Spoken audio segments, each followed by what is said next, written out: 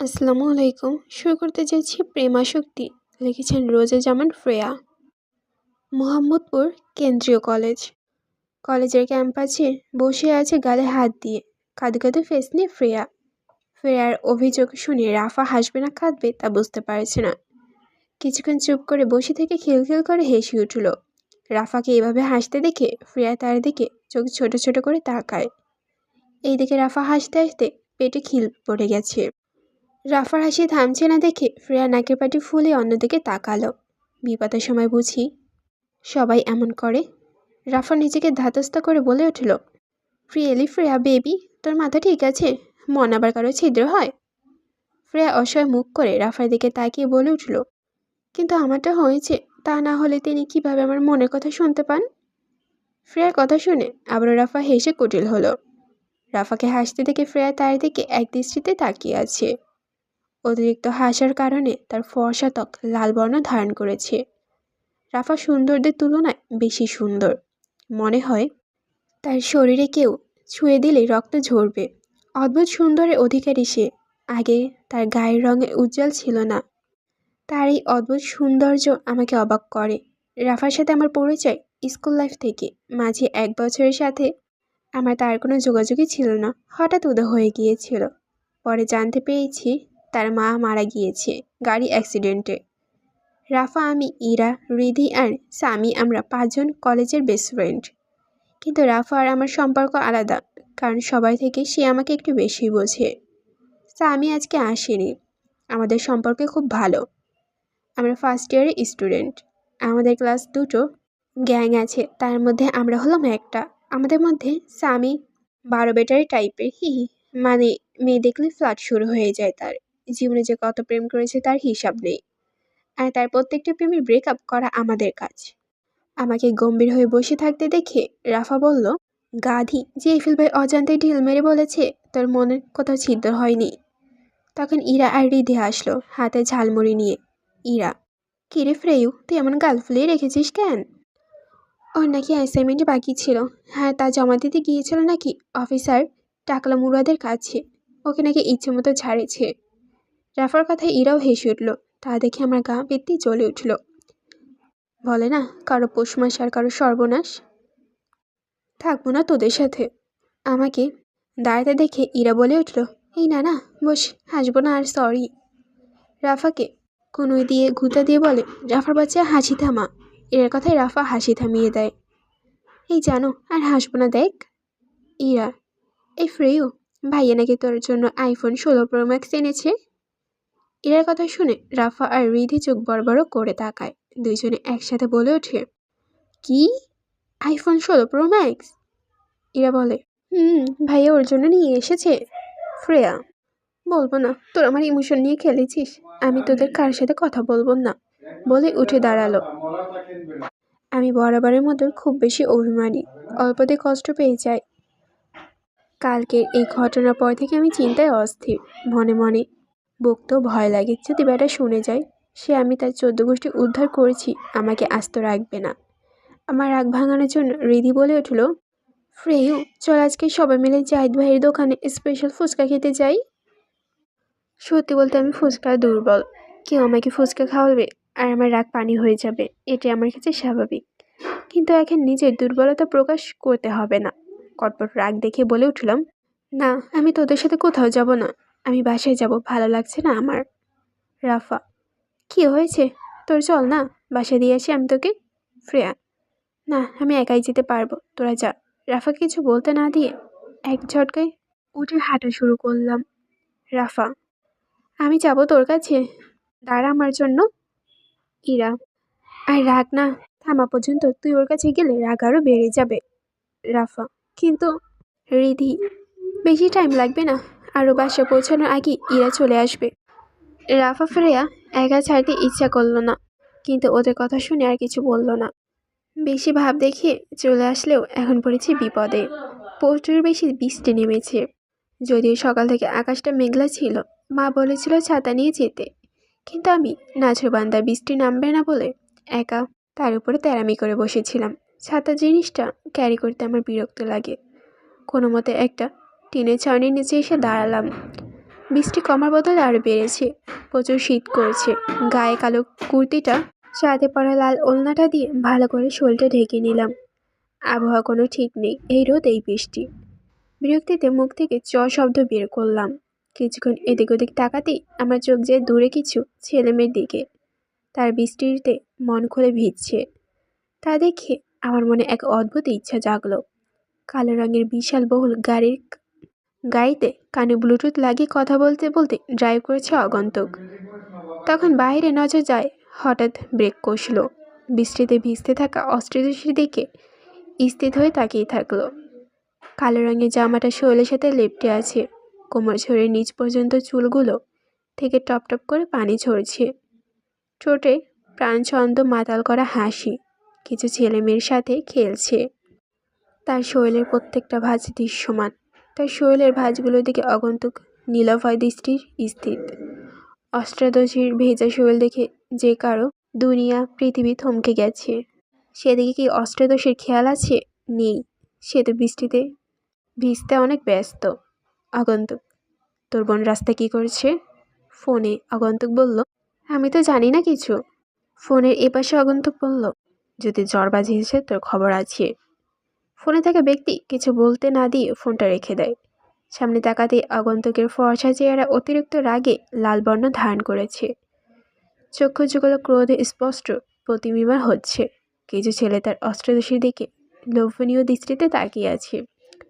কিছু সময়ের মধ্যে দৃষ্টি থেমে যায়। বাচ্চাদের থেকে বিদায় নিয়ে সামনে থেকে ব্যাগ নিয়ে অগ্রসর হলো সামনের দিকে।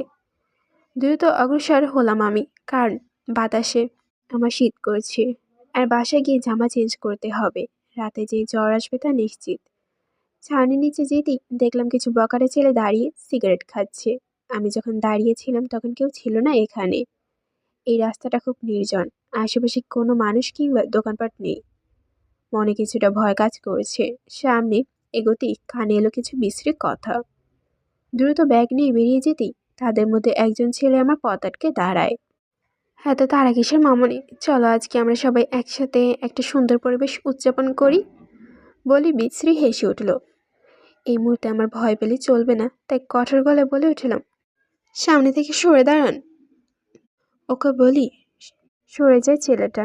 আমি চলে যেতে নিলেই পিছন থেকে আমার ব্যাগটা টান দিয়ে ধরে। কি করছেন কি? ব্যাগ দিন আমার। আমার কথায় ছেলেটা বলে উঠল, এসে নিয়ে যাও বলে আমার দিকে তা বাড়িয়ে দেয়।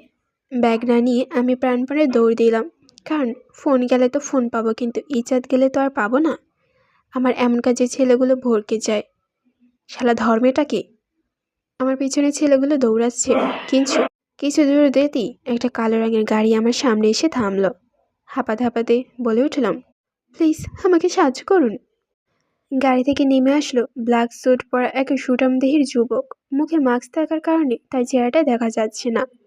লোকটা তার গা থেকে ব্লেজার খুলে আমাকে বাড়িয়ে দিল। ছেলেগুলোর মধ্যে থেকে সেই ছেলেটা এগিয়ে আসতে আসতে বলল, যেখানে যাচ্ছিলি চলে যা, আর মেয়েটাকে আমাদের কাছে ছেড়ে যা। বলে সে আমার গায়ে হাত দিবে, তখনই তার মুখ বরাবর ঘুষি মারল আগন্তুক। মুহূর্তে ছিটকে পড়ে সেই ছেলেটা। লোকটার এমন কাজে আমি হতভম্ব হয়ে যাই। কিছুক্ষণের মধ্যে ভেজা রাস্তায় রক্তাক্ত হয়ে যায়। সেই ছেলেটার আমাকে ছুঁতে চেয়েছিল। অনবরত তার নাক মুখে ঘুষি দিতে থাকে লোকটা। তাকে থামাতে এগিয়ে গেলাম। প্লিজ ছেড়ে দিন, মরে যাবে তো। আমার কথায় লোকটির মধ্যে কোনো প্রতিক্রিয়া দেখা গেল না। সামনে তাকাতেই যা দেখতে পেলাম তা আমার অন্তরাত্মা কেঁপে উঠল। ছেলেটি বুক চিরে তার কলিজা বের করে ফেলেছে, ধারালো ছুরি দিয়ে চোখের মণি বের করা। এমন ভয়ঙ্কর দৃশ্য আমি সহ্য করতে না পেরে চিৎকার দিয়ে ঢলে পড়লাম রাস্তায়। দুই চোখ বুঝে আসার আগে ঝাপসা চোখে দেখতে পেলাম লোকটি দৌড়ে এসে তার রক্তাক্ত হাত দিয়ে আমাকে জড়িয়ে ধরে আমাকে কিছু একটা বলছে। তারপরে আমাকে কোলে তুলে নেয়, আর আমি কিছু দেখতে পেলাম না। পুরো শরীর আমার নিস্তেজ হয়ে ঢলে পড়লো তার বুকে। চোখ খুলতেই সারা শরীরে তীব্র ব্যথা অনুভব করলাম। চোখ খোলার মতো শক্তিটুকুও নেই। খুব কষ্ট করে পিটপিট করে চোখ খুলে দেখলাম আমার সামনে একজন অচেনা লোক বসে আছে। তার পাশে বাবা রাদীপ ভাই দাঁড়িয়ে আছে। আমার চোখ খুলতে দেখি অপরিচিত লোকটা বলে উঠল, এই তো আপনার মেয়ের জ্ঞান ফিরেছে। তার কথায় বাবা আমার পাশে বসে আমার মাথায় হাত বুলিয়ে জিজ্ঞেস করলেন, তুমি ঠিক আছো? প্রত্যেকটা মেয়ে তার বাবার কাছে আদরের হয়। বাবার কথা শুনে আমি কিছুটা আহ্লাদ হয়ে যাই। বাবার কথা শুনে আম্মু চিবিয়ে চিবিয়ে বলে উঠলেন, কয়েকটা থাপ্পড় না দিয়ে উনিকে মেয়েকে আহ্লাদ করছেন। তোমার এই আদরে মেয়েটা তোমার এই আশকারা পেয়েছে, এই জন্যই দিন দিন বিগড়ে যাচ্ছে। যদি আজকে ওর কিছু হয়ে যেত। বলেই বিলাপ করতে শুরু করলেন। আম্মুর কথায় বাবা বিরক্ত হয়ে বললেন, আহা নীলা, দেখতে পাচ্ছ না মেয়েটা অসুস্থ? তোমার জন্য মেয়েটা অসুস্থ হয়েছে। বাবার কথা শুনে মা কেঁদে উঠল। হ্যাঁ, এখন আমারই তো সব দোষ। জিজ্ঞেস করো তোমার ঘাড় তারা মেয়েকে, আমার একটা কথাও সে শুনে কিনা। রাতিব ভাই বিরক্ত হয়ে মাকে বললেন, যেন এখন আর বকাবকি না করে। ভাইয়ের কথা মা তেলে বেগুনে জ্বলে উঠলেন। তুই চুপ থাক, তোকে বলেছি ওকে গিয়ে নিয়ে আসতে। সবগুলো হয়েছে ঘাড় তারা, আর বড়টা তো সেই সকালেই। আদিবা চৌধুরী বললেন, মেজো থাম, মেয়েটা অসুস্থ, আগে সুস্থ হোক, তারপর ইচ্ছে মতো বকিস। আমজাদ চৌধুরী ডাক্তারকে জিজ্ঞেস করলেন, ডাক্তার এখন আর কোনো সমস্যা হবে না তো? ডাক্তার বললেন, না চেয়ারম্যান সাহেব, ভয় পাওয়ার কিছু নেই। আপনার মেয়ে একদম ঠিক আছে, শুধু ঠিকঠাক মতো খাওয়া দাওয়া আর অতিরিক্ত বৃষ্টিতে ভেজার ফলে জ্ঞান হারিয়েছে। এই ওষুধগুলো ঠিকমতো খেলে আশা করি সুস্থ হয়ে যাবে। বলেই ডাক্তার চলে গেল, আর তাকে এগিয়ে দিল বাবা। মাথাটা খুব ভার হয়ে আছে, তবু আমার চোখের দুটো দৃষ্টি কারো খুঁজতে ব্যস্ত। খুব অবাক হলাম, সাথে খারাপও লাগলো। আমার রুমে সবাই থাকলেও একজন নেই, সে হলো জেহেফুল ভাই। তাকে কোথাও দেখতে পেলাম না। কি পাষাণ লোক তিনি। আমার অসুস্থতার কথা শুনেও একবার দেখতে এলেন না। অবশ্য আসবেই বা কেন, তিনি তো আমাকে সহ্যই করতে পারেন না। ভাবতেই চোখ ভিজে উঠল। সত্যি তাকে নিয়ে ভাবা নিছক আমার বোকামি। ঘরে সবাই চলে যেতেই দেখি ইরা দরজার আড়ালে কান্না জড়িত মুখ নিয়ে তাকিয়ে আছে আমার দিকে। আমি দেখি না দেখার ভান করলাম। আমার মনে ঘুরপাক খাচ্ছে হাজারো প্রশ্ন। অধিক আগ্রহ নিয়ে রাদীপ ভাইকে জিজ্ঞেস করলাম, ভাইয়া আমি বাসে এলাম কীভাবে, আর ওই লোকটা কোথায়? আমার কথা শুনে রাদীপ বেশ অবাক হয়ে বলে উঠল, কোন লোক? তুই কার কথা বলছিস? বিরক্ত হয়ে আমি বললাম, আরে ওই লোক যে আমাকে বাঁচিয়েছে। তারপর তো তার কোলেই আমি জ্ঞান হারিয়েছিলাম। আমার কথা শুনে রাদীপ ভাই ভাবলে সয়ে বললেন, আমার মনে হয় জ্বরের ঘরে আবুল তাবুল বলছিস। কোনো লোক তোকে বাঁচায়নি, বরং তোর আসতে দেরি হচ্ছিল বলে মেজো কাকি আমাকে তোকে আনতে পাঠিয়েছেন। কলেজে গিয়ে দেখি এই বৃষ্টির মধ্যে তুই অজ্ঞান হয়ে পড়ে আছিস। ভাইয়ের কথা শুনে আমি স্তব্ধ হয়ে গেলাম। অবাক কণ্ঠে বললাম, কি? আমি কলেজ থেকে বেরিয়ে গিয়েছিলাম, আর কিছু ছেলে? আমার কথা শেষ না হতে ভাইয়া ধমকে স্বরে বলল, শ্রেয়া, এক কথা বারবার কেন বলছিস? আমার কথা বিশ্বাস না হলে মেজো কাকিকে জিজ্ঞেস কর। কিন্তু রাদিফ, কোনো কিন্তু না, চুপচাপ ঘুমিয়ে পড়, আমি খাবার নিয়ে আসছি। বলে ভাইয়া চলে গেলেন। তিনি যেতে ইরা রুমে ঢুকলো। সে পাশে বসে কিছু বলবে, কিন্তু আমার সেদিকে মনোযোগ নেই। মাথায় শুধু একটা প্রশ্ন ঘুরপাক খাচ্ছে, কিভাবে সম্ভব। আমার স্পষ্ট মনে আছে আমি বৃষ্টিতে ভেজার পর থেকে জ্ঞান হারানো পর্যন্ত সব কিছু। আমার এখনো মনে আছে সেই কালো স্যুট পরা মাস্ক পরা লোকটিকে, তার দেওয়া জ্যাকেট আমি পরেছিলাম, আর তাতে ছিল এক তীব্র মিষ্টি গন্ধ যা এখন আমার শরীর থেকে পাচ্ছি। আর সেই চোখ দুটো বড্ড চেনা মনে হচ্ছিল। আর সেই লকেট। ইরা, ওই, বল কি বলবি? ইরা অবাক হয়ে বলল, কি যা তা বলছিস? এতক্ষণে এত কথা বললাম আর তুই কিছু শুনিস নি? শ্রেয়া, না বল কি বলছিলি? ইরা, তুই ঠিক আছিস তো, নাকি আমার উপরে রেগে আছিস? শ্রেয়া, থাম প্লিজ, আমার ভালো লাগছে না, আমি একটু ঘুমাবো, যা তুই। ইরা, কিন্তু। ইরাকে এক প্রকার জোর করে বের করে দিয়ে দরজাটা লাগিয়ে দিলাম। নিজেকে কেমন পাগল পাগল লাগছে। আলমারি দিকে এগিয়ে গিয়ে তা খুললাম। কিছুক্ষণ খুঁজে অবশেষে কাঙ্ক্ষিত জিনিসটি পেয়ে গেলাম। বক্সটার ভিতরে মানুষের হৃদয় আকৃতির লাল রঙের একটি নেকলেস। এইটা নাকি আমার দাদা আমার জন্য রেখে গেছেন। আর এই সেই লকেট, যেটা আমি সেই আগন্তুকের গলায় দেখেছিলাম যখন সে আমাকে কোলে তুলে নিয়েছিল। লকেটটা স্পর্শ করতে বাইরে থেকে তীব্র গতিতে বাতাসে আমাকে ধাক্কা দিল, যার ফলে মাথায় আঘাত পেলাম। আচমকা এমন হওয়ার তাল সামলাতে না পেরে জ্ঞান হারালাম। রাতে অন্ধকারে আকাশে মেঘের আড়ালে চাঁদ লুকিয়ে আছে। সে অন্ধকারে ঘিরে রয়েছে চৌধুরী বাড়ির চারপাশে গা ছমছমে পরিবেশ। বাইরে তীব্র শীতল হাওয়া বইছে, ঠান্ডা এক আবহাওয়া। বাতাসে বারান্দার জানলাগুলো উড়ছে, রুমের সব কিছু এলোমেলো হয়ে আছে। তখন রুমে প্রবেশ করলো এক আগন্তুক। তার গাঢ় নীলাভয় চোখগুলো যেন অগ্নিতে রূপ নিয়েছে। ধীরে ধীরে রুমে ঢুকলো, ফ্লোরে পড়ে থাকা অস্ত্রদোষের দিকে তাকালো। নিচে পড়ে থাকা ব্লাড নেকলেস দেখে কিছু একটা ভেবে বাঁকা হেসে উঠল। তারপর ধীর পায়ে এগিয়ে গিয়ে হাঁটু ভাঁজ করে বসে ফ্রেয়ার মুখে পড়া চুলগুলো সরাতে তার মায়াবী মুখশ্রীর দিকে দৃষ্টি থমকে গেল। সরু নাক, উজ্জ্বল ফর্সা ঘায়ের রং, তীব্র ঝড়ে মুখ মলিন, ঠোঁট ফ্যাকাশে, মায়াবী চেহারা ফ্যালফ্যাল ও ফ্যাকাশে ঠোঁটজোড়া বড্ড বিষমন লাগছে তার কাছে। ফ্যাকাশে ঠোঁটের মাঝখানে গাঢ় লালচে তিলটা। তার দিকে ঘোর লাগা দৃষ্টিতে তাকিয়ে রইল আগন্তুক। সে বুঝতে পারে না কি এমন আছে এই মেয়ের মধ্যে যা তাকে বারবার আসক্ত করছে। আগন্তুক: আই নো সুইটহার্ট, আমার কাছে তুমি খুব সহজ করে দিয়েছ। আমাকে মুক্তি করেছ তোমার পবিত্র অনুভূতির মাধ্যমে। নিজের বিপদ নিজেই ডেকেছ তুমি। আশিক জিনের কথা শুনেছ, কিন্তু তাদের ভালোবাসার ভয়ানক পরিণতি দেখনি। ইউ নো সুইটহার্ট, আমি কখন তোমাকে ভালোবাসা প্রকাশ করব না, তাই বলে ভেবো না যে আমি তোমাকে ছেড়ে দিয়েছি। এই ফারিস উইভান ছাড় দেয়, কিন্তু ছেড়ে দেয় না। সুইটহার্ট, তোমাকে না পেলে সারা পৃথিবী রক্তে ভাসিয়ে দেব, কারণ আমি তোমাকে চাই, আর শুধু তোমাকেই চাই। তোমাকে পেতে হলে যদি পুড়তে হয় আমি পুড়ব, যদি আগুন হতে হয় আমি সেই আগুন হয়ে ছারকার হয়ে যাব। তারপর তোমার আশেপাশে কারো ছায়া আসতে দেব না। I promise sweetheart. তোমার এই তীব্র অনুভূতি আমাকে তোমার উপর আসক্ত করেছে। I like you sweetheart, but আমার প্রতিশোধ একমাত্র গুটি হচ্ছে তুমি। বাট ট্রাস্ট মি, তোমার গায়ে একটা ফুলের আঁচড়ও লাগতে দেব না। বলি বাঁকা হেসে উঠল সে। আগন্তুকের চোখে জ্বলছে এক গভীর রহস্য। Python palace.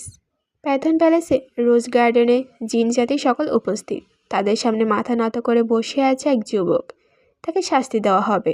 তার অপরাধ, একটা জিন হয়ে মানুষকে ভালোবেসে বিয়ে করেছে, যা এই অ্যাথেন্স রাজ্যের কঠোরভাবে নিষিদ্ধ। কারণ কোনো সাধারণ জিন তাদের জাতি ব্যতীত অন্য জাতিতে বিয়ে করতে পারে না। এর পরিণতি মৃত্যুদণ্ড। সে যুবক জিনটি বারবার কিং রিচার্ড কেরেসকে অনুরোধ করেছে তাকে ক্ষমা করে দেওয়ার জন্য, কিন্তু তার আকুতি ভরা অনুরোধ রিচার্ড কেরেসের হৃদয় স্পর্শ করতে পারেনি। রিচার্ড কেরেস আদেশের কিছুক্ষণের মধ্যে তার গর্দান নেওয়া হয়। তীব্র যন্ত্রণায় তার শরীরের গলাকাটা মুরগির মতো লাফিয়ে মুহূর্তে নিস্তেজ হয়ে যায়। রিচার্ড কেরেস আদেশে গার্ডদের তার নিথর দেহ সমুদ্রে ফেলে দেয় মাছদের খাওয়ার হিসেবে। কিং রিচার্ড কেরেস প্যালেসে ঢোকা মাত্রই তার স্ত্রী আলিসা কেরেস হন্তদন্ত হয়ে তার কাছে এগিয়ে আসে। তাকে এমন হাঁপাতে দেখে রিচার্ড কেরেস জিজ্ঞেস করে, কি হয়েছে, তোমার কেমন লাগছে কেন? আলিসা কেরেস বলেন, নাতাশাকে খুঁজে পাচ্ছি না, পুরো প্রাসাদের কোথাও নেই সে। আলিসার কথা শুনে রিচার্ড কেরেস রাগান্বিত কণ্ঠে বলে উঠল, কি হচ্ছে এসব? ছেলে মেয়ে কি পাগল হয়ে গেছে? ওরা কি জানে না এর পরিণতি কতটা ভয়ানক? গভীর রাতে ব্যস্ত শহর, আকাশ জুড়ে কালচে মেঘের আবরণ, মাঝে মাঝে এক দুটো তারা দেখা যাচ্ছে। নিষুতি রাত, চারপাশে ঘন অন্ধকার নেমে এসেছে, যেন চাঁদও ভয়ে মুখ লুকিয়ে আছে মেঘের আড়ালে। ঝিঝি পোকার একটা কান্না আর দূরে কোথাও শিয়ালের হাহাকার মিশে তৈরি হচ্ছে এক অদ্ভুত নিস্তবতা, যা কানের ভেতর ঢুকে গা শিউরে তুলছে। সাধারণের তুলনায় বেশ অন্ধকারের নিস্তবিত বিরাজমানে ব্যস্ত শহরে আলিগলি। সে নিস্তব্ধতার রাস্তা দিয়ে প্রবেশ করলো একটা কালো রঙের বিলাসবহুল রোলস রয়েলস গাড়ি। তার মধ্যে খুব মনোযোগ দিয়ে গাড়ি চালাচ্ছে একজন সুদর্শন পুরুষ।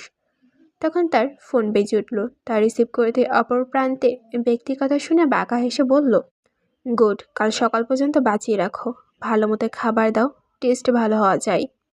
সেই বিলাসবহুল গাড়িটি রাজকীয় চৌধুরী বাড়ির সামনে এসেই দাঁড়ান। তা দেখে গেটটা খুলে দেয়। গেটের পাশে দেওয়ালের নেম প্লেট বড় বড় অক্ষরে লেখা চৌধুরী নিবাস।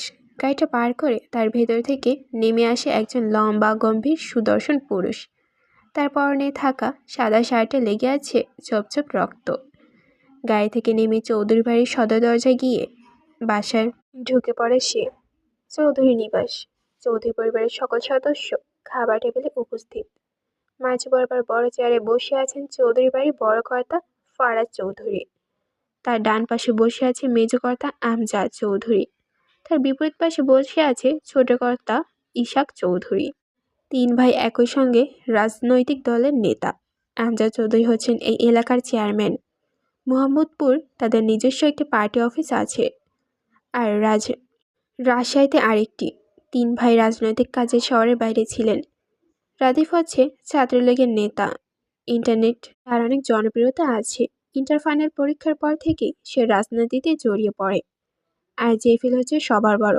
7 বছর আগে সে স্কলারশিপ পেয়ে পাড়ি জমিয়েছে ইউকেতে। তারপর 3 বছর ধরে কারোর সঙ্গে যোগাযোগ না করে 7 বছর পর দেশে ফিরে আসে। এইসবের গল্প আপনাদের জানা। তিন ভাই বসে রাজকীয় কাজ করছে আর কথা বলছে, আর বাড়ির গৃহিণীরা একে একে খাবার পরিবেশন করছে। তখনই কলিং বেল বেজে ওঠে। একজন সার্ভেন্ট গিয়ে দরজাটা খুলে দিতেই দাঁড়িয়ে থাকা ব্যক্তিটি ঘরে প্রবেশ করে। আদিবা চৌধুরী। জেফিল বাবা, এত দেরি কেন হলো আসতে?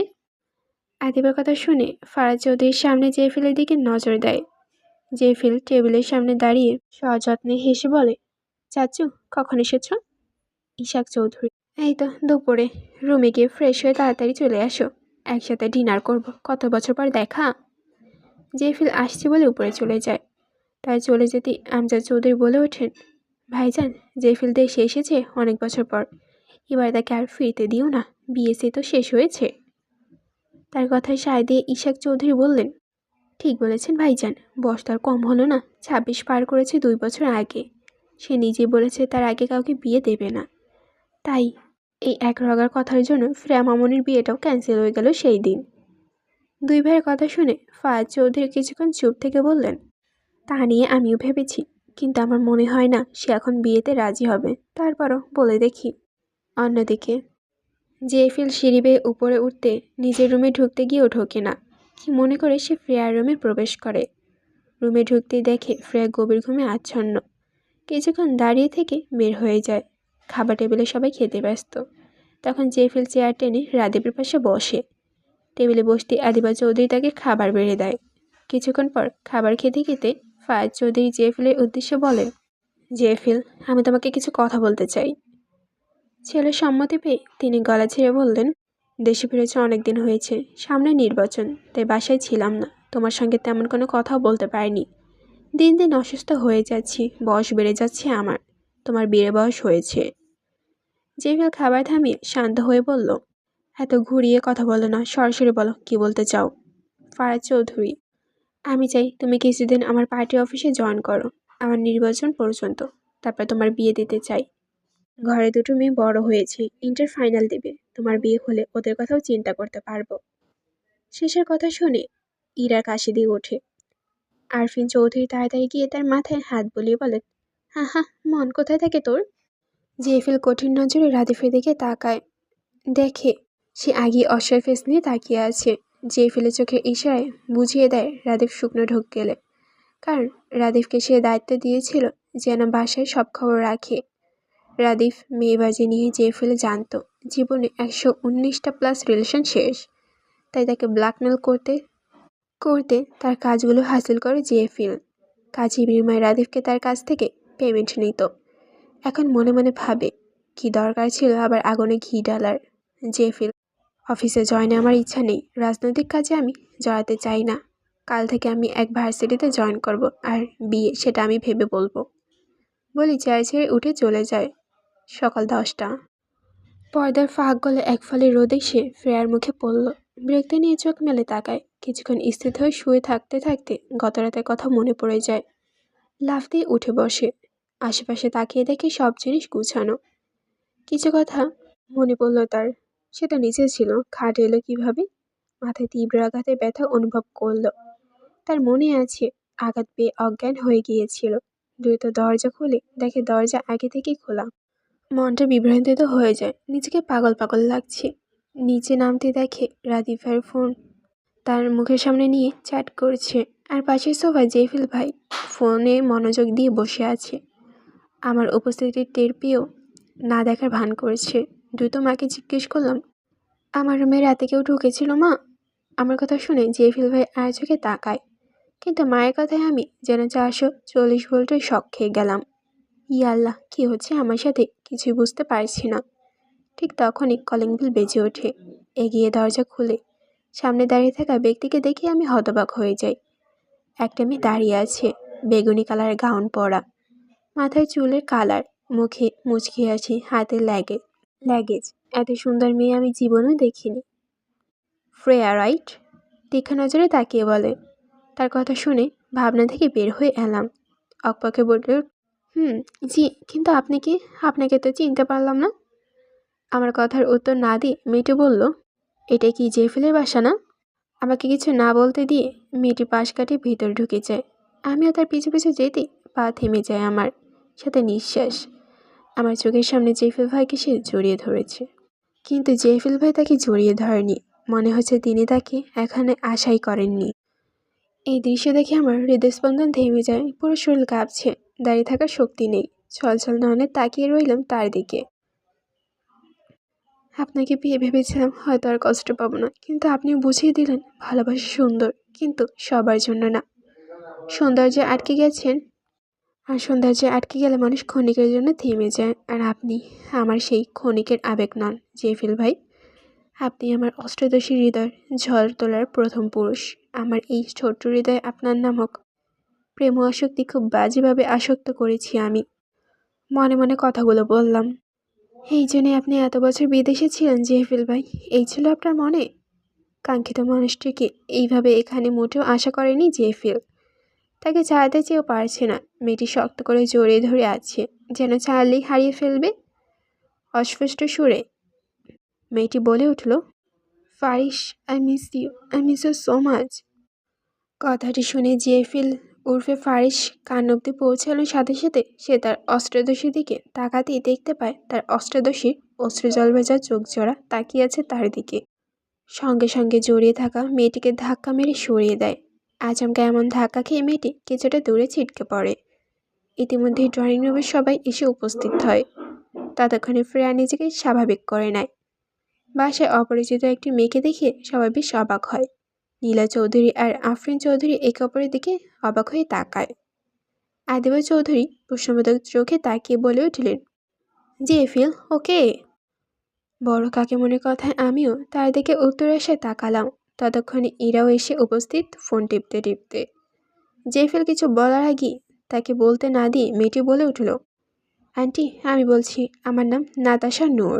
জেফিল আর আমি বেস্ট ফ্রেন্ড। আমরা একসাথে ইউকেতে ছিলাম, একই ভার্সিটি থেকে গ্র্যাজুয়েট কমপ্লিট করেছি। ওকে খুব মিস করেছিলাম, তাই সারপ্রাইজ দিতে চলে আসলাম। একই সাথে ছিলাম, কথাটা শুনে বুকের ভিতরে ধক করে উঠল আমার। মনে হচ্ছে প্রিয় কিছু হারিয়ে ফেলেছি।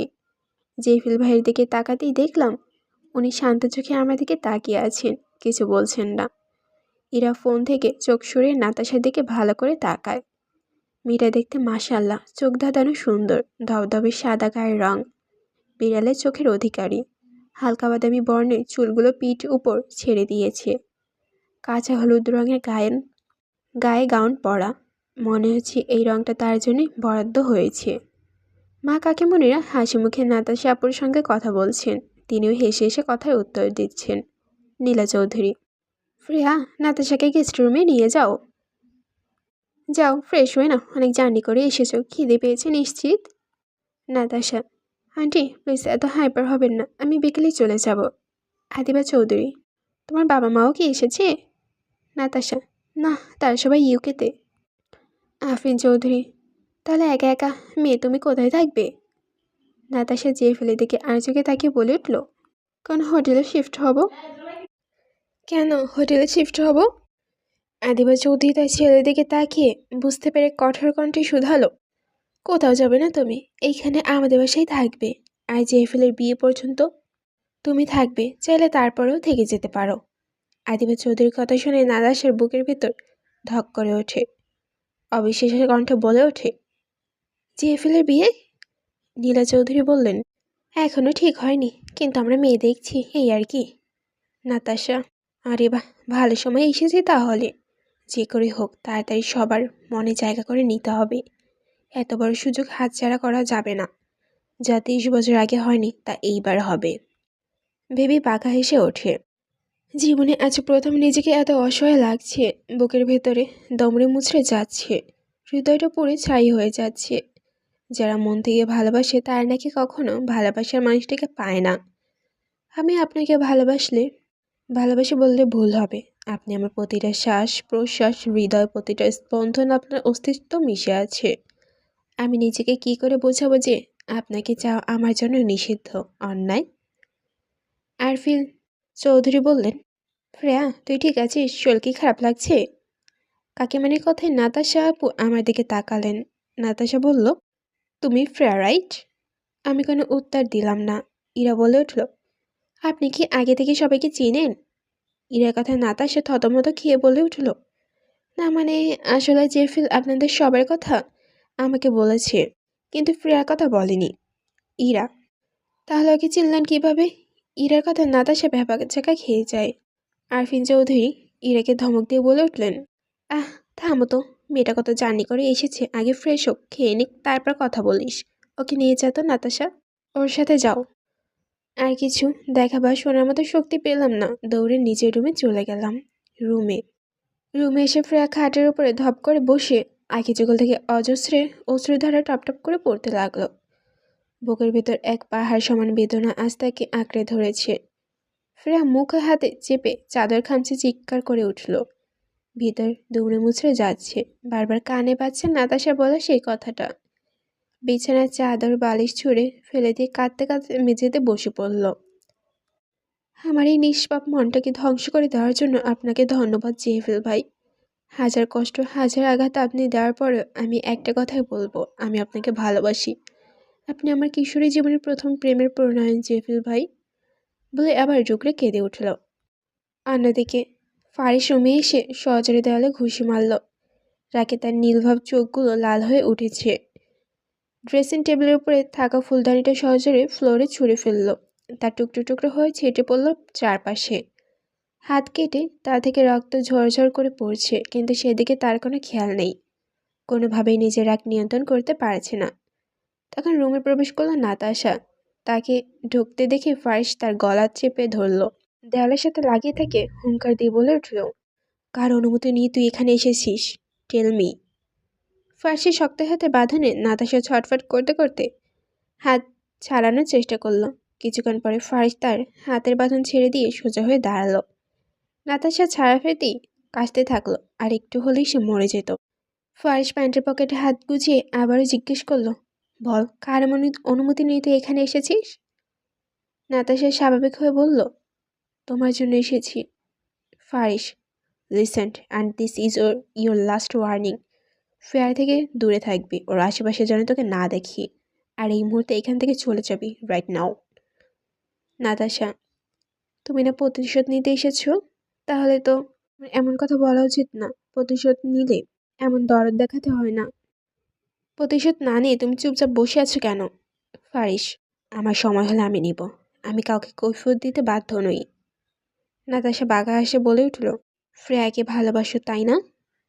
নাতাশার কথা শুনে ফারিস বুড়ুকুচকে তাকায়। তা দেখে নাতাশা আবারও বলল, সময়। আদু সত্যি কি তা? যেই ছেলে 100টা মানুষকে নিজের হাতে হত্যা করেছে, তার মাংস শিয়ালকে খাওয়াতে পারে, সে হার্টলেস ছেলে কিনা সময়ের অপেক্ষা করছে? নাইস বাহানা। Faris, stop your fucking word. তোকে কে বলেছে আমার ফ্রেয়াকে ভালোবাসি আমি? নাতাশা তাচ্ছিল্য এসে বলে উঠল, হ্যাঁ মিস্টার ফারিস উইভান, আমাকে সাধারণ জিনের মতো ভাববেন না। আমি আপনার মতো একজন শক্তিশালী আশিক জিন। আপনি কি ভেবেছেন আমি কিছুই জানি না? মামা মামি না বললেও আমি সব জানি। এই নাতাশা ফিরোজিয়া জানে না এমন কোনো কথাই নেই। নাতাশা নিজের স্বাভাবিক করে নিজের উদ্যোগে ফারিসকে আলিঙ্গন করতে নিতেই ফারিস পিছিয়ে যায়। নাতাশা নিজের আবেগকে প্রাধান্য না দিয়ে বলে ওঠে, আমার দিকে একটিবার তাকো ফারিস, প্লিজ। কোনো দিক থেকে আমাকে দেখতে খারাপ বলো, কি নেই আমার মধ্যে? ফ্রেয়া থেকে আমি হাজার গুণ সুন্দর। একজন মানুষ পরি থেকে সুন্দর হতে পারে? নাতাশার কথা শুনে ফারিস তাচ্ছিল্য হেসে বলে, ফ্রেয়ার সাথে নিজের তুলনা করা যায় না। ফ্রেয়া থেকে তুই অনেক আলাদা। তুই চাঁদের মতো সুন্দর হলো তোর মনে রাখিস, সূর্যের আলো ছাড়া চাঁদ সুন্দর একেবারে তুচ্ছ। আর ফ্রেয়া হলো সেই তারা, যে তারা আধারেও নিজের আলোতে চকচক করে। আর ফ্রেয়া যদি পৃথিবীর সব থেকে অসুন্দর কুৎসিত আর নিকৃষ্ট নারীও হয়, তাহলে আমি ফারিস উইভান, সে মাহাদিয়া, চৌধুরী ফ্রেয়াতেই আসক্ত। নাতাশার রক্ত জোড়া চোখ নিয়ে চিৎকার করে বলে উঠল, ফারিস, ফারিস, আউট, বের হয়ে যা আমার চোখের সামনে থেকে। নাতাশা নিজেকে ধাতস্থ করে বলে উঠল, চলে যাচ্ছি, এটা ভেবো না যে আমি একেবারে চলে যাচ্ছি। যদি একেবারে চলে যাবার হয় তাহলে এখানে কখনোই আসতাম না। আর একবার যদি ফ্রেয়া আমার ধোকায় সাড়া দেয় তাহলে কি হবে তুমি ভালো করেই জানো। আর তোমার এই অভিশপ্ত ভালোবাসা ফ্রেয়ার জীবনে নরকে পরিণত করবে। এই অভিশপ্ত ভালোবাসার শেষ পরিণতি ফ্রেয়ার মৃত্যু দিয়েই হবে। এইদিকে ইরা খাবার নিয়ে এসে নাতাশার রুমে না পেয়ে বেরিয়ে যাওয়ার সময় কারো কান্নার শব্দ শুনে থমকে যায়। শব্দের উৎস খুঁজতে ফ্রেয়ার রুমের কাছে এসে ভিতরে ঢুকতে দেখে বিছানায় চাদর বালিশ নিচের দিকে সেদিকে পড়ে আছে। নিচে বসে হাঁটুতে মুখ গুজে কাঁদছে ফ্রেয়া। ইরা দৌড়ে ফ্রেয়ার কাছে গিয়ে কি হয়েছে, কেন কান্না করছে জিজ্ঞেস করতে থাকে। ফ্রেয়া কোনো রেসপন্স করছে না। হাঁটু থেকে মাথা উঠিয়ে দেখে ফ্রেয়ার ফর্সা মুখশ্রী লাল টকটকে হয়ে আছে। অতিরিক্ত কান্নার ফলে চোখ মুখ ফুলে গেছে। থেকে থেকে ফুপিয়ে উঠছে সে। ইরা বলল, এ কি কাঁদছিস কেন, শরীর খারাপ লাগছে? কপাল চেক করে বলে উঠল, না জ্বর তো নেই, তাহলে কাঁদছিস কেন? ফ্রেয়া তাকায় আমার দিকে, বলল, কি হয়েছে? ফ্রেয়া হেঁচকি তুলে বলল, আমার হৃদয় পুড়ে ছারখার হয়ে যাচ্ছে, আমি নিঃশ্বাস নিতে পারছি না, আমার খুব কষ্ট হচ্ছে। ফ্রেয়া বোন আমার, প্লিজ আমাকে খুলে বল। তিনি কিভাবে পারলেন নাতাশাপুকে এইভাবে? এতটুকু বলি ফ্রেয়া হেঁচকি তুলে কেঁদে দেয়। এরা কিছুক্ষণ চুপচাপ বসে থাকে, কিছু একটা ভেবে বলে উঠল, তুই কি জেভিল ভাইকে ভালোবাসিস ফ্রেয়া? ফ্রেয়া কিছু বলল না, শুধু কাঁদতে থাকে। তাই চুপ থাকা দেখে ইরা উত্তর পেয়ে যায়। ভেবেই দীর্ঘশ্বাস ফেলল, ফারিস। ফ্রেয়া আমার রুমে, ফার্স্ট 10 সেকেন্ডের মধ্যে যেন তোকে আমার রুমে দেখি, বলেই চলে যায়। হঠাৎ ফারিসে আসে ফ্রেয়া আর ইরা ঘাবড়ে যায়। ফ্রেয়া, মরে গেল, আমি যাব না তার রুমে। ফ্রেয়া প্লিজ জেদ করিস না, দেখ ভাইয়া কেন ডেকেছে। তোর ভাইয়া লুতুপুতু প্রেম দেখতে আমাকে ডেকেছে, নিজে সে কি অনেক মহান ভাবে নাকি? আর কিছু বলতে পারল না ফ্রেয়া, তার আগে ফারিস থেকে কোলে তুলে নিয়ে রুমে থেকে বেরিয়ে যায়। আচমকা এমন কাজে ফ্রেয়া ভয় পেয়ে যায়। ইরা চোখ বড় বড় করে তার ভাইয়ের চলে যাওয়ার দিকে তাকিয়ে থাকে। রুমে আসতেই ফ্রেয়াকে খাটের উপর ফেলে দেয়। খাটের উপর বসে ফ্রেয়া ফুপিয়ে কেঁদে ওঠে। তা দেখে ফারিস বিরক্তি নিয়ে ধমকে বলে ওঠে, স্টপ ইউর ফাকিং ক্রাই।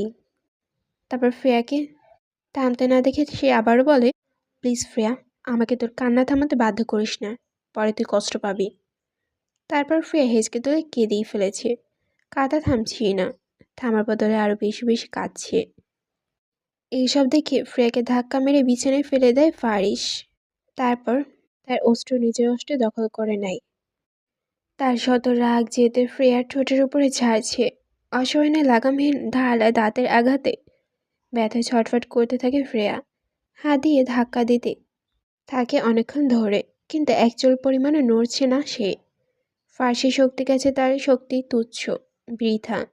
শরীরে বিন্দুমাত্র নাড়াচাড়া করতে পারছে না সে। তাই দুই হাত এবং চুলের মুঠি ফার্সের ভেইন শক্ত হাতে আবদ্ধ। এমন লাগামহীন অসহনীয় আঘাতে সহ্য করতে না পেরে ফ্রেয়া কেঁদে ফেলে।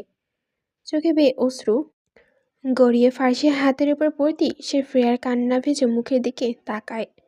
রাগে মেতে সে কী করে ফেলেছে বুঝতে পেরে ফ্রেয়াকে ধাক্কা মেরে সরিয়ে দেয়। ফার্সের হাত থেকে ছাড়া পেয়ে জোরে জোরে নিঃশ্বাস নিতে থাকে ফ্রেয়া। আর একটু হলেই দম বন্ধ হয়ে মারা যেত।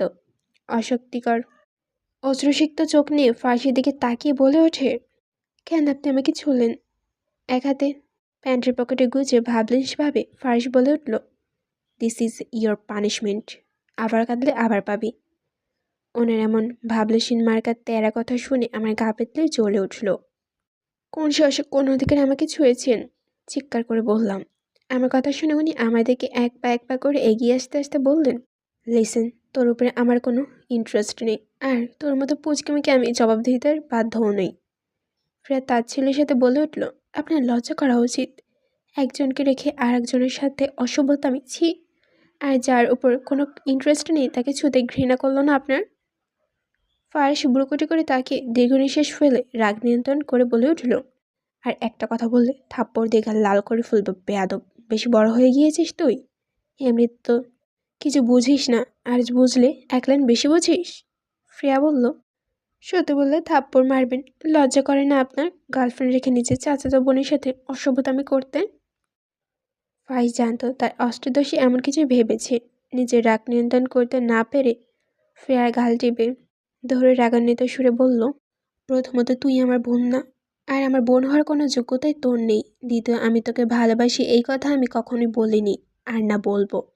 সেখানে গার্লফ্রেন্ড থাকলে কি আর না থাকলেই কি? তাহলে এইসব কথা কেন আসছে? Fie your fucking drama, fie. চিৎকার করে বলতেই সজরের ড্রেসিং টেবিলের আয়নায় ঘুষি মারল। তা ভেঙে টুকরো টুকরো হয়ে যায়। ফার্সের এমন কাজে ফ্রেয়া ভয়ে হতভম্ব হয়ে যায়। সে জানতো না তার কথায় ফার্স এমন একটা কাজ করবে। হাতের দিকে তাকাতেই দেখতে পায় ফার্সের হাতে গল গল করে রক্ত ঝরে পড়ছে। ফ্রেয়া হাত ধরতে নিলেই ফার্স ছিটকে হাত সরিয়ে নেয়। Stop your fucking drama, out. আমার চোখের সামনে থেকে চলে যা, তোর চেহারাটাও দেখতে চাই না। কিন্তু আপনার হাত। ফারিস, আউট। ফ্রেয়া, চলে যাচ্ছি, আর কোনোদিন আমার মুখ দেখাবো না, বলে কাঁদতে কাঁদতে বেরিয়ে যেতে নিতেই নিচে পড়ে থাকা কাচের ভেঙে যাওয়ার টুকরোগুলো পায়ে বেঁধে যায় তার। আহ বলে পা ধরে ফ্লোরে বসে পড়ে ফ্রেয়া। নিচে তাকাতে দেখতে পায় পা কেটে রক্ত বের হয়েছে। পিছনে ফিরে তাকাতে দেখতে পায় ফারিস অন্যদিকে মুখ করে তাকিয়ে আছে। বিন্দুমাত্র ভ্রুক্ষেপ নেই তার প্রতি। অষ্টাদশী এক আকাশ পরিমাণ কষ্ট নিয়ে রক্তে ভেজা পা নিয়ে রুম থেকে বের হয়ে যায়। ফ্রেয়া চলে যেতেই ফার্স্ট নিজের রাগ নিয়ন্ত্রণ করার জন্য ফ্রিজ খুলে অ্যালকোহলের বোতল নিয়ে বারান্দায় চলে যায়। রুমে এসে ফ্রেয়ার দরজা লাগিয়ে মেঝেতে বসে পড়ে। পা বেয়ে এখনো রক্ত পড়েছে। সেই দিকে তাকিয়ে তার কোনো অনুভূতি নেই। উনি ঠিকই বলেছেন, উনি আমাকে কেন গুরুত্ব দেবেন? উনি আমাকে কোনোদিন বলেননি যে উনি আমাকে ভালোবাসেন। তাহলে উনি নাতাশা আপুকে ভালোবাসতেই পারেন। এটা তো আমার একতরফা ভালোবাসা। ড্রেসিং টেবিলের উপর চোখ থেকে দৃষ্টি পড়তেই দেখে ফার্সি দেওয়া চুড়িগুলো পড়ে আছে। সেগুলোতে হাত দিয়ে দুমড়ে মুচড়ে ভেঙে ফেলে। কাঁদতে কাঁদতে মেঝেতে বসে পড়ে। কিছুক্ষণ পরে অ্যালকোহল শেষ হতেই ফার্স বারান্দা থেকে বের হয়। রাগ কিছু কমেছে তার। গা থেকে শার্ট খুলতেই নিচে মেঝের দিকে নজর পড়ে। দেখতে পায় কাছে ভাঙার সাথে রক্ত ভেসে আছে। রক্তের উৎস বুঝতে আর বাকি নেই। ফার্স নিজের চুল চেপে ধরে বলে উঠল, ওহ শিট, বলে রুম থেকে বেরিয়ে যায়। ফেয়ার রুমের দরজা অনেকক্ষণ ধরে ধাক্কানোর পরে কোনো সারা শব্দ পেল না। এখন সবাই যে যার রুমে আছে, শব্দ শুনতে পেলে সবাই চলে আসবে। তাই ফার্স আশেপাশে তাকিয়ে দরজার নিচ দিয়ে বাতাসের মতো রূপ নিয়ে ফ্রেয়ার রুমে প্রবেশ করে। ঢুকতেই দেখতে পায় অষ্টাদশী মেঝেতে পড়ে আছে। পা বেয়ে রক্ত বের হচ্ছে, তা শুকিয়ে আছে। ফুলের তার দেওয়া চুড়িগুলো দুমড়ে মুচড়ে ফেলে দাও। তা দেখে দীর্ঘশ্বাস ফেলল ফারিস। ধীর পায়ে হেঁটে গিয়ে হাঁটু গেড়ে বসে অষ্টাদশীর শুকনো মুখের দিকে তাকিয়ে ধীর কণ্ঠে বলে উঠল, I am really sorry sweetheart. আমি তোকে হার্ট করতে চাইনি। তোর চোখের জল দেখে নিজের রাগ নিয়ন্ত্রণ করতে পারিনি। প্রমিস, নেক্সট টাইম এমন ভুল হবে না। ফার্স্ট এড বক্স এনে রক্ত পরিষ্কার করে ব্যান্ডেজ করে দিয়ে ফ্রেয়াকে কোলে তুলে নেয়। বিছানায় শুয়ে দিয়ে কপালে গভীর চুম্বন নাকে। তারপর রুম থেকে বের হয়ে যায়। ফার্স বেরিয়ে যেতেই পর্দার আলে দাঁড়িয়ে থাকা আগন্তুক রাগে ফুঁসতে থাকে। আগন্তুক, আমিও দেখি ফ্রেয়াকে তুমি কিভাবে পাও। ফ্রেয়াকে যদি জানে না মেরেছি তাহলে আমার নামও নাতাশা না। ফারিস রুমে এসে লম্বা শাওয়ার নিয়ে তাওয়ালে পেঁচিয়ে মাথা মুছতে মুছতে বের হয়। কভার থেকে ব্ল্যাক শার্ট আর হোয়াইট কালার প্যান্ট বের করে নেয়। কানে ব্ল্যাক ইয়াররিং, শার্টের হাতা কুনি পর্যন্ত ফ্লোর করা। ভেজা চুলগুলো থেকে টপ টপ করে পানি পড়েছে। ড্রেসিং টেবিলের ড্রয়ার খুলে দেখা যায় রয়্যাল ব্র্যান্ডের বিভিন্ন কালার ঘড়ি। ড্রেসের সাথে ম্যাচ করে এখান থেকে ব্ল্যাক কালার ঘড়িটা পরে পারফিউম দিয়ে রুম থেকে বের হয়। এথেন্স রেডিস ক্যালেসেলের সদর রুমে সেদিকে পায়চারি করছে এক আগন্তুক। তার চেহারায় দুশ্চিন্তার ছাপ স্পষ্ট। পিঠে তার বিরাট বড় পাখা, রাজকীয় পোশাক পরে মাথায় ছোটোখাটো মুকুট দেওয়া। তাকে এইভাবে পায়চারি করতে দেখে ক্যাথলিন বিরক্ত নিয়ে বলে উঠল, কি হয়েছে, এইভাবে পায়চারি করছো কেন? ক্যাথলিনের কথা শুনে লোকটি পায়চারি করা থেমে যায়। রাগান্বিত কণ্ঠে বলে ওঠে, ভ্যানিস, চিন্তা করব না তো কী করব? তোমার মেয়ে আমার সব প্ল্যান জল ঢেলে দিয়েছে। স্বামীর কথা শুনে ক্যাথলিন বিরক্ত হয়ে বলে উঠল, কি এমন করেছে শুনি? কি হয়নি বলো? তোমার কি মনে হয় তোমার মেয়ে এমন লাগাম ছাড়া পাগলামি করলে তোমার ভাই তাকে নিজের ছেলের সাথে বিয়ে দেবে? যদি বিয়ে নাও হয় তাহলে আমি কখনো শক্তিশালী হতে পারবো না। সারা জীবন আমাকে একজন সাধারণ জিন হয়ে বেঁচে থাকতে হবে। তুমি তাহলে কি করতে চাইছো বলো? ভ্যানিস। রিচার্ড ক্রেসের মৃত্যু, তাকে শেষ করতে পারলেই আমি হব সবচেয়ে ধনী আর ক্ষমতাবান বাদশাহ। কেথলিন।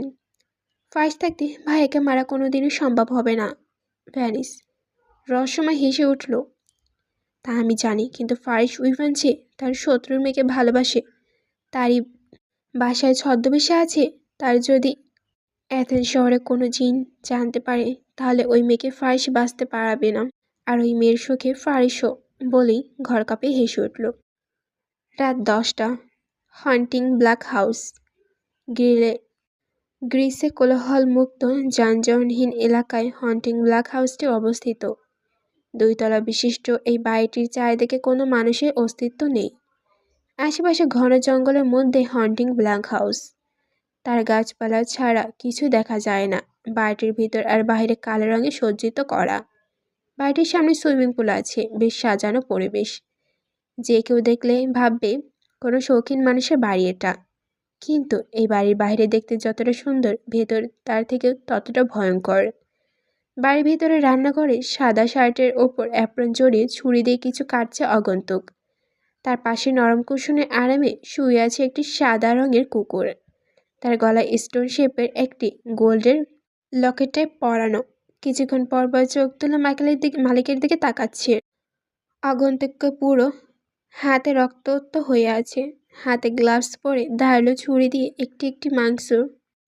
একটি মানুষের লাশ কাটছে খুব মনোযোগ দিয়ে। খুব যত্ন সহকারে তার শরীর থেকে মাংসগুলো আলাদা করছে আগন্তুক। তার পাশের প্লেটের মধ্যে লাশের মাথাটা রাখা, তা থেকে রক্ত পড়ছে। রক্ত দেখে কুটিল হাসলো আগন্তুক। কুকুরটি লোভ সামলাতে পারছে না, কিন্তু মালিকের ভয়ে চুপচাপ শুয়ে আছে। ফার্সের চোখে হিংস্রতার ছাপ। কোনো সাধারণ ব্যক্তি পক্ষে এমন ভয়ানক কাজ করা সম্ভব না। মাংসগুলো আলাদা করে বাটিতে নিয়ে ডাইনিং রুমে আসে। ফারিস, হান্টিং কাম। মালিকের ডাক শুনে কুকুরটি রান্নাঘর থেকে বেরিয়ে আসে। খুব তৃপ্তি নিয়ে সে মাংসগুলো খাচ্ছে। ফারিসের চোখগুলো লাল টকটকে হয়ে আছে। অতিরিক্ত রক্তের নেশা পেয়েছে তার। সোফায় বসে আরামে গ্লাসে থাকা তরল রক্তগুলো খুব তৃপ্তি সহকারে খাচ্ছে সে। আস্তে আস্তে তার চোখের লাল আভা মুছতে শুরু করেছে। গলায় থাকা মানুষের হৃদয়ের পিণ্ডের আকৃতি ব্লাড লকেটটা লাল রক্তে পরিপূর্ণ হয়ে যায়। গভীর রাতে বললে ভুল হবে। আকাশে ঘন কালো মেঘের ঢেউ। চৌধুরী বাড়ি গা ছমছম পরিবেশ হয়ে আছে। বাহিরে তীব্র গতিতে বাতাস বইছে, থেমে থেমে বিদ্যুৎ চমকাচ্ছে। মানুষের মনে হচ্ছে এখন ঝড় নামবে। চৌধুরী বাড়ি গেটের সামনে পড়ে আছে দাঁড়ানের হাতে লাঠি, কিন্তু তার অস্তিত্ব কোথাও দেখা যাচ্ছে না। চৌধুরী বাড়ির কারো উপস্থিতি শান্ত পরিবেশকে অশান্ত করে তুলেছে। ঘুটঘুটে অন্ধকার পুরো রুম জুড়ে হয়ে আছে। রুমের মধ্যে কোনো আলো ছিটেফোঁটা নেই। বারান্দায় গিল দিয়ে তীব্র গতিতে বাতাস আসছে। খাটের মধ্যে গুটিসুটি মেটে শুয়ে আছে অষ্টাদশী। বারান্দা দিয়ে কালো ছায়ার মতো ঘরে প্রবেশ করলো ছোট একটি বাচ্চার অবয়ব। ধীর পায়ে হেঁটে খাটের উপর উঠে ফ্রেয়ার পায়ের কাছে বসে থাকে। কিছু সময় পর ফ্রেয়া আড়মোড়া দিয়ে অন্যদিকে ফিরতে তার পা গিয়ে লাগে সে অভাবের শরীরে। পায়ে কিছু ঠান্ডা অনুভব হতেই ফ্রেয়ার ঘুম ভেঙে যায়। ব্ল্যাঙ্কেট সরিয়ে পায়ের নিচে তাকাতে দেখতে পায় একটা ছোট বাচ্চার অবয়ব বসে আছে। তার চোখ জোড়া লাল, চোখ ছাড়া আর কিছু দেখা যাচ্ছে না। আর তার বরফের ন্যায় ঠান্ডা শরীরের সাথে তার পা লেগে আছে। তা দেখে ফ্রেয়া ভয়ে শুকনো ঢোক গিলল, কারণ এই বাড়িতে কোনো ছোট বাচ্চা নেই। কাঁপা কাঁপা কণ্ঠে ফ্রেয়া জিজ্ঞেস করল, কে কে তুমি? বাচ্চা অবয়বটি কোনো কথা বলল না, ঝাঁপিয়ে পড়ল ফ্রেয়ার উপর। ফ্রেয়ার গলা চেপে ধরল। হঠাৎ এমন কাজে ফ্রেয়া ভয় ভড়কে যায়। সে অবয়বের সাথে ধস্তাধস্তি করার সময় তখনই হঠাৎ এমন কাজে ভড়কে যায় ফ্রেয়া। অবয়বটি নিজের সবটুকু শক্তি দিয়ে সরানোর চেষ্টা করেও ব্যর্থ হয় সে। কোনো দোয়াই এই মুহূর্তে মনে পড়ছে না তার। আয়াতুল কুরসি পড়তেই সেই বাচ্চাটা বিস্তারিত হাসি দিয়ে তা উল্টো করে পড়তে শুরু করে। অবয়বটির সাথে ধস্তাধস্তি করা এক পর্যায়ে অবয়বটির উপর ঝাঁপিয়ে পড়ে কেউ। ছাড়া পেতে ফ্রেয়া গলা ধরে উঠে বসে কাশতে থাকে। সামনে এমন ভয়ানক দৃশ্য দেখে আমার হৃদস্পন্দন শুকিয়ে গেছে। একটি ধবধবে সাদা রঙের কুকুর সেই বাচ্চা অবয়বটির সাথে ধস্তাধস্তি করছে। এমন ভয়ঙ্কর দৃশ্য আমি সহ্য করতে না পেরে সেন্সলেস হয়ে যাই। ফ্রেয়াকে সেন্স হারাতে দেখে কুকুরটি অবয়বটি দিকে একবার তাকিয়ে ফ্রেয়ার কাছে ছুটে আসে। সেই সুযোগে বাচ্চা অবয়বটি বারান্দা দিয়ে অদৃশ্য হয়ে যায়। কিছুক্ষণ পর চোখ মুখ কুচকে পিটপিট করে চোখ খুলে ফ্রেয়া। চোখ খুলতেই শক্ত হয়ে যায়। তাই দেখে কুকুরটি সরু চোখে তাকিয়ে আছে। ফ্রেয়ার তাকানো দেখে কুকুরটি ঘেউ ঘেউ করে ওঠে। ফ্রেয়া এক ঝটকায় শোয়া থেকে উঠে বসে। ফ্রেয়া আবারও একবার কুকুরটিকে দেখে, তারপর অবাকের সুরে বলে, আরে এইটাই তো সেই কুকুরটা কিছুদিন আগে আমার রুমে দেখেছিলাম। বলে কুকুরটাকে ভালো করে দেখে। ধবধবে সাদা রঙের, গলায় একটা স্টার লকেট ঝুলানো, চোখের মণিগুলো সবুজ রঙের, দেখতে কিউটের ডিব্বা। ফ্রেয়া, এই তুই কিভাবে ঢুকলি আমার রুমে? দরজা দিকে তাকিয়ে দেখতে পায় দরজাটা খোলা। ওহ, এইভাবে বুঝতে পেরেছি আপনি দরজা খোলা পেয়ে এসেছেন। কুকুরটা কি বুঝলো ফ্রেয়ার কথা? সে তার ভাষায় ঘেউ ঘেউ করে উঠল। মেঝেতে তাকাতেই কিছুটা দেখতে পেল না। আজব, আমার স্পষ্ট মনে আছে আমি হাতের দিকে তাকাতেই দেখে হাতে ব্যান্ডেজ করা, সাথে পায়েও। তা দেখে খুব অবাক হলাম। ইদানিং আমার সাথে কি হচ্ছে আমি কিছুই বুঝতে পারছি না। এইসব নিয়ে আর মাথা ঘামালাম না। কুকুরটার দিকে তাকিয়ে দেখি সে ঘেউ ঘেউ করতে করতে খাট থেকে লাফ দিয়ে নেমে লেজে নাড়িয়ে চলে যাচ্ছে। এই, কোথায় চলে যাচ্ছিস? যা বাবা, কি অ্যাটিটিউড রে! তার পিছু পিছু আসতেই দেখি কুকুরটা আমার দিকে তাকিয়ে ঘেউ করে জেফিল ভাইয়ের রুমের দিকে ঢুকে গেল। তা দেখে আমার চোখ বড় বড় হয়ে যায়। খুব আরামে বাদরের হাড্ডির সাথে শুয়ে আছে সে। ফ্রেয়া কোমরে হাত দিয়ে বুড়োকুচিত করে বলে ওঠে, তাহলে আপনি এইখান থেকে এসেছেন? তাই তো বলি, আপনার এমন ভাব কেন? শব্দহীন গুটি গুটি পায়ে জেফিল ভাইয়ের রুমের দিকে ঢুকলাম। উনি বিছানায় উদাম গায়ে সাদা ট্রাউজার পরে শুয়ে আছেন। হাই মেরি মাজনু, খালি গিয়ে যে কাউকে এতটা সুন্দর লাগতে পারে আজ জানলাম। মাথায় গাঁটটি মেরে বলে উঠলাম, ছি ছি ফ্রেয়া, ছি! এই রাক্ষস মার্কা লোকের উপর কি আবার ক্রাশ খায় নাকি? ছি! ওনার উপর রাগ হলে কেমন করে যেন আমার রাগ আবার পানি হয়ে যায়। তুই ব্যাটা ছেলের মতো থাকবি, তুই কেন এত সুন্দর হতে যাবি? মনে মনে বললাম। মাথার কাছে বই আর ল্যাপটপ ওপেন রেখেই ঘুমিয়ে আছে। ল্যাপটপের দিকে তাকাতেই আমার চোখ কপাল সব কিছু কুঁচকে গেল। Third my window English film চলছে, 18+ কিসিং সিনস। তা দেখে অস্পষ্ট সুরে বলে উঠলাম, ছি! পাশে থাকা বইগুলোর দিকে তাকাতেই একটা বই হাতে নিলাম। ব্যাকগ্রাউন্ড পিক দেখে আমার মনে চলছে আমি মাটি ফাঁক করে ঢুকে যাই, কারণ the sinner of dark college romance বইটি 18+ ডার্ক রোম্যান্স দিয়ে ভরপুর। ছি, এসব আস্তাগফিরুল্লাহ মার্কা ছবি দেখে এই বই পড়ার মতো ঠোঁটকাটা স্বভাবের মতো হয়েছে এই লোক। ওনার বউর যে কী হবে, মেয়েটার জীবনই শেষ, মনে মনে বললাম। ওনার মুখের দিকে ঝুঁকে তাকাতেই হাই, আমার হার্টবিট ফাস্ট হয়ে গেল। পুরো মুখে তৈলাক্ত চিকচিক করছে। খালি গায়ে ডান হাতের কবজি পর্যন্ত ট্যাটু দৃশ্যমান। ঠোঁটের নিচে লালচে তিলটা দেখা যাচ্ছে। ঘোর লাগা চোখে তাকিয়ে রইলাম। ফারিস ঘুম জড়ানো কণ্ঠে বলল, ম্যাডাম, বুঝে শুনে এসেছেন আমার কাছে, নাকি না বুঝিয়ে লাফাতে লাফাতে চলে এসেছেন? বুঝেন কিন্তু ম্যাডাম, আমি কিন্তু ছেড়ে দেওয়ার মানুষ নই। আসমকে ওনার কথা শুনে আমার প্রাণ পাখি উড়ে যাওয়ার উপক্রম। হতভম্ব হয়ে ওনার দিকে তাকিয়ে দেখি উনি এখন আগের মতো চোখ বন্ধ করে শুয়ে আছে। তা দেখে আরও অবাক হলাম। উনি বুঝলো কিভাবে যে আমি ওনার দিকে তাকিয়েছিলাম? উনি আবারও ঘুম জড়ানো কণ্ঠে বলে উঠল, আমি কিন্তু মুডে আছি, নিজের ভালো চাস তো চুপচাপ রুম থেকে গিয়ে শুয়ে পড়। ওনার এমন শুকনো হুমকি শুনে আমি রীতিমতো ভরকে গেলাম। মুখটা ফাটা বেলুনের মতো চুপসে গেল আমার। মনে মনে বকতে বকতে চলে যেতে নিতেই দেখি কুকুরটা আরাম করে শুয়ে ল্যাপটপের দিকে তাকিয়ে আছে। তা দেখে বিড়বিড় করে উঠলাম, যেমন গরু তেমন শীর্ষ। দরজায় অগ্রসর হতেই ওনার কথা শুনে আমার পা থেমে গেল। আমার ফিউচার ওয়াইফকে নিয়ে চিন্তা করতে হবে না তোর। এসব নিয়ে চিন্তা করতে গিয়ে তোর এই ছোট মাথায় প্রেশার দিস না। আমার ওয়াইফ আমার পজিশন অনুযায়ী থাকবে। এরপর থেকে মনে মনে কিছু বলার সময় আস্তে করে বলবেন, যাতে আশেপাশে কেউ শুনতে না পায়। ওনার এমন লাগামহীন কথা শুনে আমার কান গরম হয়ে যাচ্ছে। ডান বামে না থেকে দৌড়ে রুমে চলে গেলাম। সময় কারোর জন্য থেমে থাকে না, সে তার নিজের গতিতে চলমান। দেখতে দেখতে চৌধুরী বাড়ি ফার্সে এসেছে 1 মাস হয়ে গিয়েছে। সেই দিন ফার্সের রুম থেকে আসার পর এই 1 মাস ফার্সির সাথে ফ্রেয়ার তেমন কোনো কথা হয়নি। দেখা হলে শুধু চোখাচোখি হয়েছে। কলেজ থেকে এসে লুকিয়ে লুকিয়ে ফারিসকে দেখার তার অভ্যাসে পরিণত হয়েছে। ফ্রেয়া ফারিসের ড্রেসিং লুকে বরাবরই ফিদা হয়ে আছে। ফারিস ইচ্ছে করে দেখেও না দেখার ভান করে ইগনোর করছে তাকে। আর এইদিকে নাতাশা এই 1 মাস চৌধুরী বাড়ির সবার সাথে অনেক ভালো ব্যবহার করে তাদের মনে জায়গা করে নিয়েছে, শুধু ফারিস ফ্রেয়া বাদে। কারণ ফ্রেয়া নাতাশা একটুকু সহ্য করতে পারে না ফারিসের পাশে।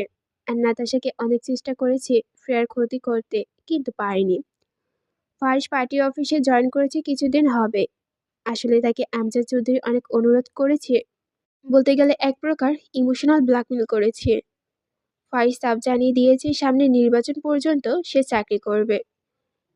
তারপর রাজি হয়ে যায়, কারণ একবার নিতে পারলে পরেরটা পরে দেখা যাবে। ফারিস আর রাদিফের অনেক রাত পর্যন্ত বাইরে থাকতে হয় কাজের জন্য। যেহেতু সামনে নির্বাচন, তাই খুব ব্যস্ত সময় পার করছে দুইজনে। দেখতে দেখতে কুরবানির ঈদ চলে এসেছে। আর 2 দিন পর ঈদ। ঈদের পর ফ্রেয়া সেকেন্ড ইয়ারের ফাইনাল এক্সাম হবে। এত মাস লেখাপড়া না করলেও এখন বেশ মনোযোগী সে। সকাল 8টা। গভীর ঘুমে আচ্ছন্ন ফ্রেয়া। তখনই রুমে ঢুকলো নীলা চৌধুরী। অনেকবার ডাকার পরেও যখন দেখলো ফ্রেয়ার কোনো হেলদোল নেই, তখন তিনি এসি অফ করে দিয়ে চলে যান। ব্যবসা গরম সহ্য না করতে পেরে খুব বিরক্তি নিয়ে উঠে বসে ফ্রেয়া। উঠে দেখে এসি অফ, সাথে ফ্যানও। এই কাজ কে করছে তার বুঝতে বাকি নেই, কারণ তাকে ঘুম থেকে তোলার একমাত্র উপায় এটা। বিরক্তিতে মুখ থেকে চ শব্দ বের হলো আমার। ধ্যাত, কি সুন্দর একটা স্বপ্ন দেখছিলাম, একটুর জন্য বিয়েটা হলো না। বিরক্তি নিয়ে আবারও শোয়ার স্বপ্ন সেকেন্ড পার্ট দেখব ট্রাই করলাম, কিন্তু আমার ঘুম হলো না। বিছানায় এদিক সেদিক গড়াগড়ি খেয়ে উঠে বসে বললাম, ধর, জীবনটা একটা বেদনা। এই জীবনে একটা রিলেশনও করতে পারলাম না, এইদিকে স্বপ্নের বিয়েটাও হলো না। ভবিষ্যতে জামাই মনে হয় ব্ল্যাক ম্যাজিক করে রেখেছে আমায়। বেটা নিজেও আসে না আর আমাকেও প্রেম করতে দেয় না। ধ্যাত, ভাল লাগে না। ফ্রেশ হয়ে ডাইনিং টেবিলে বসতেই দেখি ইরা গাল ফুলে বসে আছে। দেখে বোঝা যাচ্ছে আমার মতো তারও শান্তির ঘুম ছুটে গেছে। কারণ সামনে এক্সাম, আর আমরা সারাদিন লেখাপড়া বাদ দিয়ে সব কিছু চিলমুড়ে করি। আসলে যে পর্যায়ে গেছে লেখাপড়ার প্রতি মায়া দয়া থাকে না, ঠিক সেই পর্যায়ে আছি আমরা। পাশে বাবা আর সেজু চাচু বসে আছেন। বড় চাচু রাজনৈতিক কাজে ঢাকার বাইরে গেছেন। ততক্ষণে রাদীপ ভাই আর জেফিল ভাই নাস্তা করে এসে পড়েছে। জেফিল ভাই আমার সামনে মুখোমুখি চেয়ারে বসে টেবিলের দিকে চোখ রাখছেন। তাকে দেখে মনে হচ্ছে রাদীপ ভাই তাকে জোর করে তুলে এনেছে। ঘুমানো ফেস, হাফ প্যান্টের সাথে সাদা রঙের হাফ হাতার গেঞ্জি পরে আছেন। সিল্কি চুলগুলো এলোমেলো হয়ে আছে। বিহায় মনে বড্ড ইচ্ছে করছে তার চুলগুলোর ভিতরে আঙ্গুলে স্পর্শ দিতে। বেহায়া চোখ কোনোভাবেই সরাতে পারছি না। আজকে আমার মনের মতো চোখগুলো বেহায়া হয়ে গেছে। আমার ভাবনার মাঝে বাবা চায়ে চুমুক দিয়ে বলে উঠলেন, আজকে মনে হচ্ছে তোমরা কেউ অফিসে যাবে না। রাদীপ, ইয়ে চাচ্চু, আজকে বিকালে বন্ধুদের সাথে ঘুরতে বের হব। একদিন একটু বন্ধুদের টাইম দিতে হয়, এতদিন ব্যস্ততার কারণে দেখা হয়নি। ডাহা মিথ্যা কথা বলল রাদীপ। রাদীফের এমন গুছিয়ে মিথ্যা বলা দেখে ফারিস তার দিকে সরে চোখে তাকায়। ইশাক চৌধুরী পেপারে পাতা উল্টে উল্টে ছেলের উদ্দেশ্যে বললেন, বাইক রেসিং বাদে সব কিছু করতে পারো। সেজে চাচুর কথা শুনে ইরার আমি সরু চোখে তাকালাম রাদীপ ভাইয়ের দিকে, কারণ রাদীপ ভাই প্রায় সময় বাইক রেসিং করে। তা আমি আর ইরা বাদে বাড়ির কেউ জানে না। রাদীপ ভাই যখন বাইক কিনেছিল সেই দিন সেজে চাচু তাকে খুব বকেছিল, মেরেও ছিল। কিন্তু বড় চাচু বাধায় বেশি কিছু করতে পারেনি। কী কারণে বড় আর সেজু চাচু বাইক দেখতে পারেন না তার সবার অজানা। সত্যি বলতে আমার বাইক খুব পছন্দের। রাদীপ ভাইয়া বাইক কিনতে কেউ খুশি না হলেও আমি হয়েছিলাম। রাদীপ ভাই আর জেফিল ভাই কী যেন বলা বলে করেছে। আমি খুব আস্তে ধীরে খাচ্ছি আর তাদের দুইজনের কথা শোনার চেষ্টা করেছি। তাদের ফুসুর ফুসুর কথা শুনে যা বুঝলাম, আজকে রাদীপ ভাইয়া বাইক রেসিংয়ে যাচ্ছে। তাই সে জেফিল ভাইকে রাজি করানোর চেষ্টা করেছে।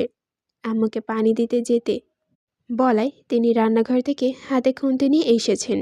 এসেই সেই ভাষণ শুরু করে দিয়েছেন। টপিকগুলো এমন: সারা রাত ফোন টিপার কারণে সকালে আমাকে ডেকে তুলতে পারে না। ভাই সকালে দেরি করে উঠলে যে সারা রাত ফোন টিপেছি এই কথাটা আম্মু জানলো কি করে? কী বা বলেছে তাকে? লেখাপড়া ছাড়া নাকি আমি সব কিছু করি। লেখাপড়া ছাড়া আমার জীবন অন্ধকার, ব্লা ব্লা। নীলা চৌধুরী বললেন, এইটার গোষ্ঠী ভালা না, এটা ভালা হইব কেমনে? আমার কথা শুনে বিড়বিড় করে বলে উঠলাম, তোমার গোষ্ঠী ভালো হইলেই ভালো।